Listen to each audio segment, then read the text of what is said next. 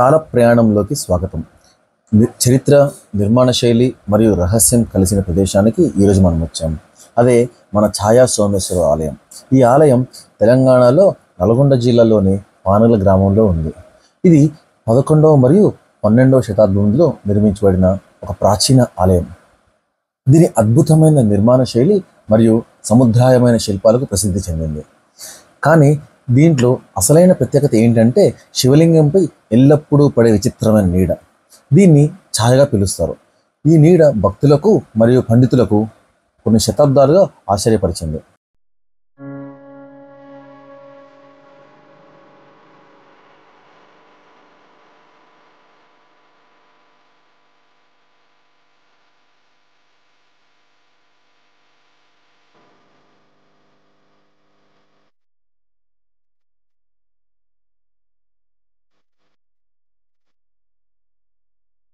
ఈ ఆలయానికి కొన్ని ప్రత్యేకతలు ఉన్నాయి.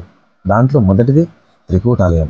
3 శివలింగాలు ఉన్న ఈ ఆలయాన్ని త్రికూటాలయం అని కూడా పిలుస్తారు.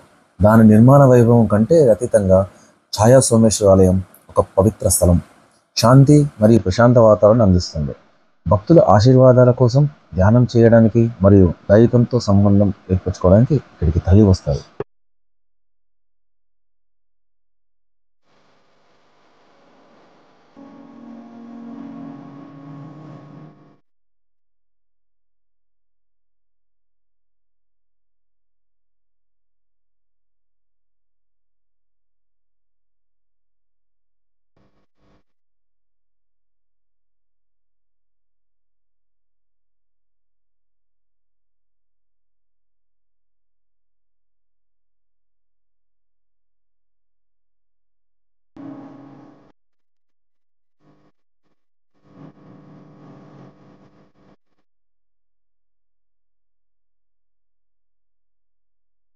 ఈ ఆలయానికి ఉన్న రెండో ప్రత్యేకత రహస్యమైన నీడ.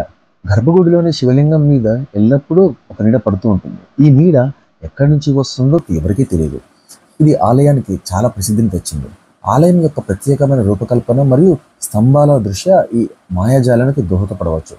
అయితే దీని వెనుక నిజమైన శాస్త్రం ఇంకా అధ్యయనం చేయబడుతుంది.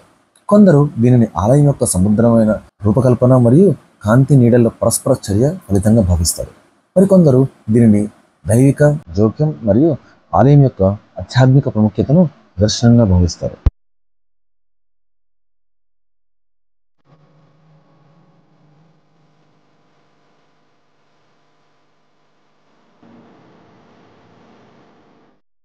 ఇక దీని చరిత్రకు వస్తే, దీని మొదట చోళుల కాలంలో నిర్మించబడింది. వారు నిర్మించిన ఆలయాలు, కోటలు మరియు ఇతర నిర్మాణాలు ఇప్పటికీ తమ అందం, వైభవం మరియు ఇంజనీరింగ్ ప్రతిభతో ఆకట్టుకుంటున్నాయి. చోళులు తమ అద్భుతమైన ఆలయ నిర్మాణాలకు ప్రసిద్ధి చెందారు. వారి ఆలయాలు తమ అందమైన శిల్పకళ, విశాలమైన మండపాలు మరియు గోపురాలతో ఆకట్టుకుంటాయి. చోళులు ద్రావిడ శైలి వాస్తుశిల్పాన్ని ప్రోత్సహించారు. ఈ శైలిలో నిర్మించబడిన ఆలయాలు తమ పొడవైన గోపురాలు, విశాలమైన మండపాలు మరియు అందమైన శిల్పాలతో ప్రసిద్ధి చెందాయి. కాకతీయులు కూడా ఈ ఆలయ అభివృద్ధికి చాలా దోహదపడ్డారు.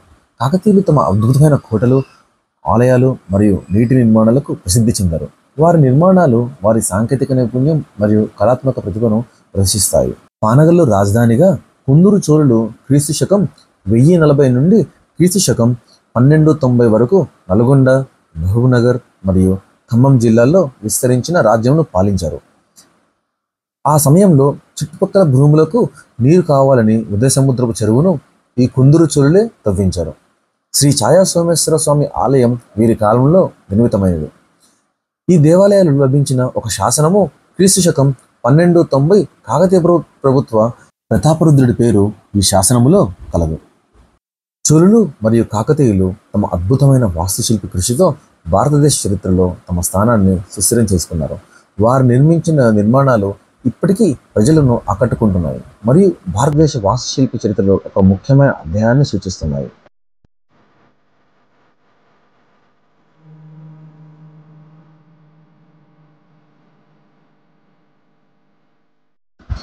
మనకి బాగా బాధ కలిగించే విషయం ఏంటంటే, ఈ గుడిలో చాలా వరకు విగ్రహాలు మరియు శిల్పాలు ధ్వంసమై ఉంటాయి.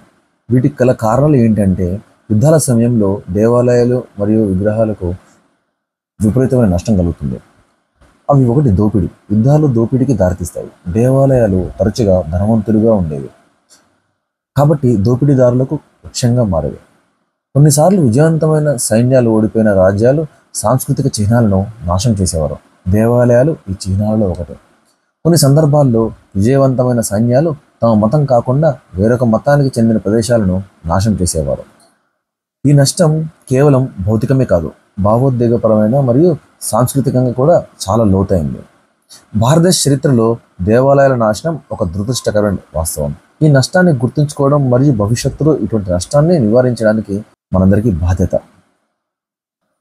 మీరు నల్గొండ జిల్లాకు వెళ్ళినట్లయితే ఛాయా సోమేశ్వర స్వామి ఆలయాన్ని సందర్శించడం మర్చిపోవద్దు.